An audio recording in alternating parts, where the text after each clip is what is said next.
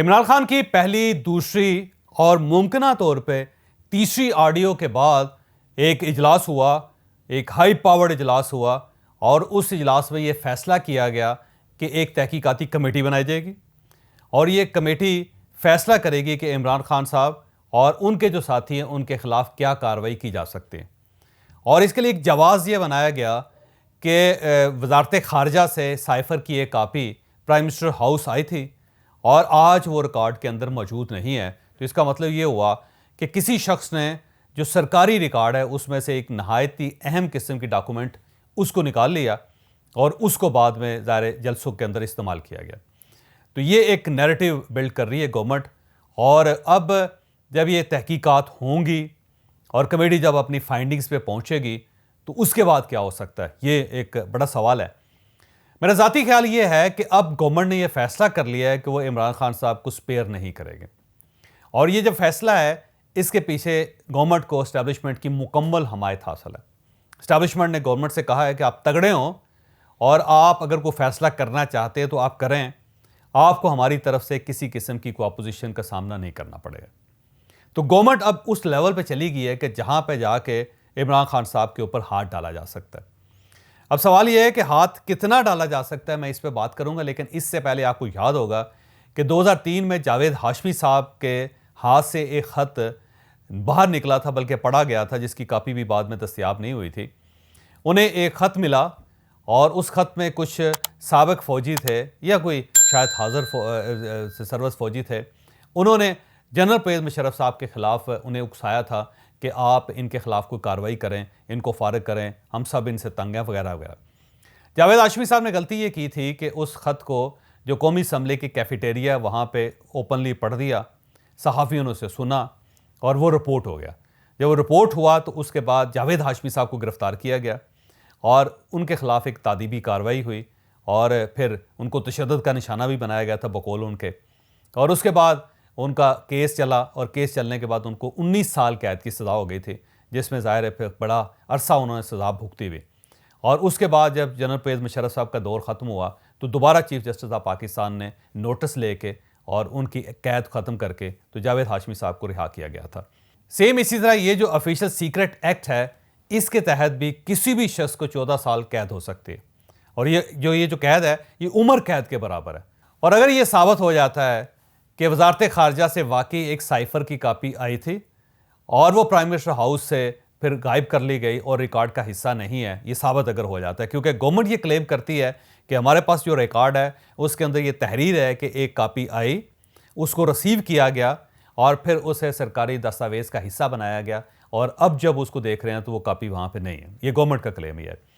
और अगर ये चीज़ साबित हो जाती है तो फिर इमरान खान साहब, शाह महमूद कुरैशी साहब, आज़म खान साहब और असद उमर साहब के ख़िलाफ़ केस हो जाएगा। अब सवाल ये है कि इनके ख़िलाफ़ केस क्यों हो जाएगा और ये कैसे इस्टेब्लिश होगा कि वाकई ही साइफ़र की वो कापी जो है वो इमरान खान साहब ने चोरी की थी। उसका एविडेंस ये 2 ऑडियोज़ हैं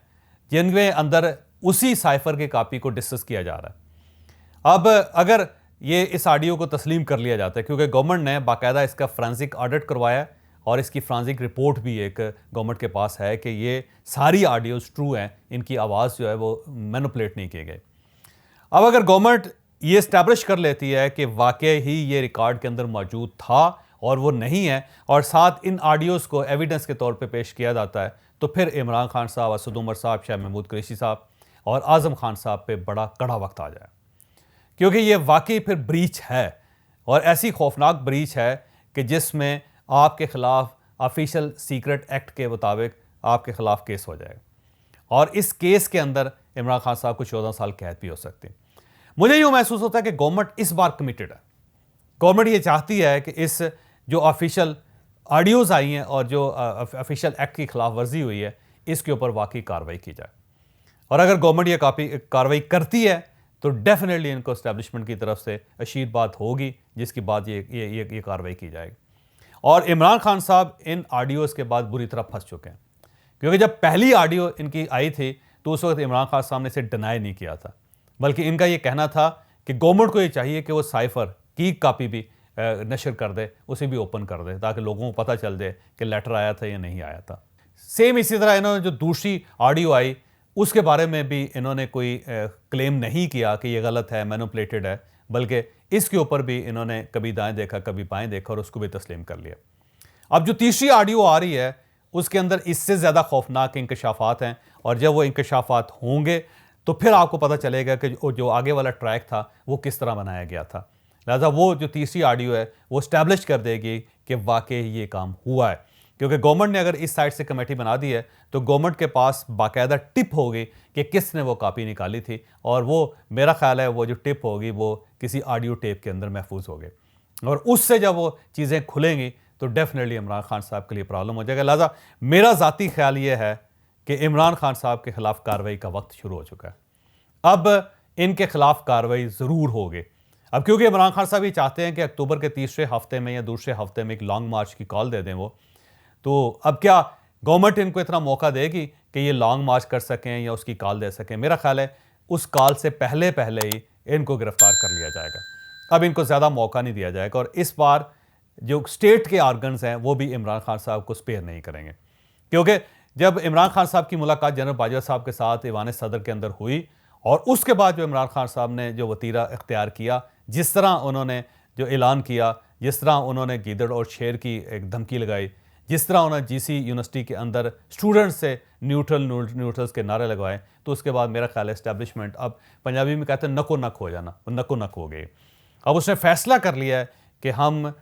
इसको यानी इमरान खान को स्पेयर नहीं कर सकते मजीद। अगर इमरान खान चलेगा तो फिर स्टेट नहीं चल सकेगी। तो स्टेट को बचाने के लिए मेरा ख्याल इस्टेब्लिशमेंट ने गवर्नमेंट का फुल साथ देने का फैसला कर लिया, और गवर्नमेंट को भी अब महसूस हो रहा है कि अगर उसने भी ना रोका इमरान खान को तो इमरान खान साहब वाकई ही इन सब को निगल जाएंगे, और इनके साथ साथ इस स्टेट को भी निकल जाएंगे। लिहाजा इमरान खान साहब आने वाले दिनों में मुश्किलात का शिकार हो गए। और यहाँ पर मैं आपको एक और ख़बर भी बताता चलूँ कि कल बनी गाला के अंदर इमरान खान साहब की कोर कमेटी का इजलास था, और इस इजलास में पार्टी ने यह फैसला करना था कि लॉन्ग मार्च की कॉल कब देनी है और लॉन्ग मार्च कब होगा। तो जब इजलास शुरू होने लगा तो शिबली फराज साहब ने कहा कि सबको मोबाइल बंद करने होंगे, बल्कि उन्होंने ये कहा कि आइंदा जो भी शख्स बनी गाला के अंदर दाखिल होगा वो अपना मोबाइल स्विच ऑफ करेगा और वो बाकायदा बाहर जमा करवाएगा। मोबाइल कैरी करके अंदर कोई शख्स नहीं आ सकता। साथ ही शिबली फराज साहब ने शाह महमूद कुरैशी साहब से कहा कि कुरैशी साहब आप अपना मोबाइल बंद करें। लिहाजा मेरा ख्याल ये है कि जो शाह महमूद कुरैशी साहब के बारे में पार्टी के अंदर राय है कि ये किसी और से मिले हुए हैं और जो ये यहाँ की इंफॉर्मेशन वहाँ पहुँचा रहे हैं, तो मेरा ख्याल है कल से उसके ऊपर भी ब्लॉकेज लगना शुरू हो गया कि सब लोग जिन जिन का एस्टैब्लिशमेंट के साथ रिलेशन है या जो दूसरे लोगों से मिलते रहते हैं उन सब को भी डिस्टेंस पे किया जाए, और उनके पास भी अगर कोई डिवाइस है तो उस डिवाइस को स्विच ऑफ किया जाए, ख्वाह वो मोबाइल की शक्ल में है, घड़ी की शक्ल में है, किसी और शक्ल में है। तो मेरा ख्याल ये है कि अब पीटीआई भी उस तरफ जा रही है कि अंदर की इंफॉर्मेशन जो है वो बाहर नहीं निकलनी चाहिए। तो ये भी एक बड़ी दिलचस्प सूरत हाल है कि पीटीआई ने अपने अपने जो अहम लोग हैं, जो डिप्टी चेयरमैन हैं, उनके ऊपर भी शक करना शुरू कर दिया है। मैं इजाज़त लूँगा, लेकिन इजाज़त से पहले एक और चीज़ आपके साथ शेयर करता चलूँ कि गवर्नमेंट ने जो कमेटी बनाई है इसकी तस्दीक कौमी सलामती कमेटी ने भी कर दी है। अब कौमी सलामती कमेटी क्या है, उसमें वो सारे ताकतवर ओहदेदार मौजूद हैं जो इस मुल्क को चला रहे हैं। लिहाजा गवर्नमेंट जो कुछ कर रही है अब उसकी बैक पे कौमी सलामती कमेटी भी है, और कौमी सलामती कमेटी में एस्टैब्लिशमेंट के सारे इदारे शामिल हैं। गोया इमरान खान साहब के खिलाफ अब जो कार्रवाई होगी वो सिर्फ हुकूमत की कार्रवाई नहीं होगी, वो पूरी स्टेट की कार्रवाई होगी।